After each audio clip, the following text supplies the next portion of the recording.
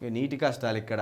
Urea దొరుకుతలేదు, గంటల తరబడి queue లైన్లలో అన్నదాతలు, తెల్లారక ముందే క్యూ కడుతున్న రైతులు, పలుకుబడి ఉన్నోళ్ళకే యూరియా, బ్లాక్ మార్కెట్లో జోరుగా దందా, ముందస్తు ప్రణాళికలు శూన్యం, పట్టించుకునే నాదుడే లేడన్న రైతులు.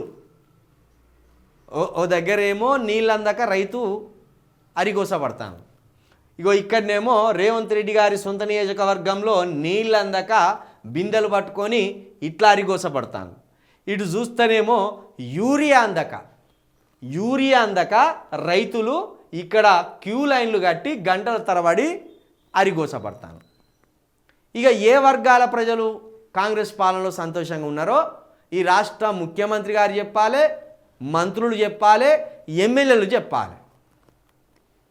ఇన్ని రకాల సమస్యలు రాష్ట్రాన్ని చుట్టుముడతా అంటే ఇక మీరు గ్రామ పంచాయతీ ఎన్నికలకు పోతే ప్రజలు మీకు ఓట్లేస్తారు. చెప్పులు చేతిలో పట్టుకొని ఎవడు ఓట్లాడడానికి పోతారో వాడిని తన్ని తరుముతారు. యూరియా కూడా అందిస్తలేరు కదా, మీరు యూరియాను బ్లాక్లో అమ్ముకుంటారు. 10 సంవత్సరాల కాలంలో యూరియాను బ్లాక్లో అమ్ముకున్నట్టు ఒక వార్త అయినా చూపెడతారా మీరు? 10 సంవత్సరాల కాలంలో గిట్లా నీళ్లు అందుతలేవని ఈ బిందెలు పట్టుకొని ఎక్కడన్నా కనబడ్డ దాఖలాలు ఉన్నాయా?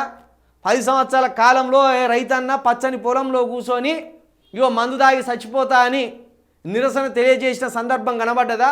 ఆ పరిస్థితి ఉన్నదా? ఒకసారి ఆలోచించండి. యూరియా కోసం గంటల తరబడి లైన్లా మళ్ళా మునుపటి రోజులు తీసుకొచ్చిళ్ళు.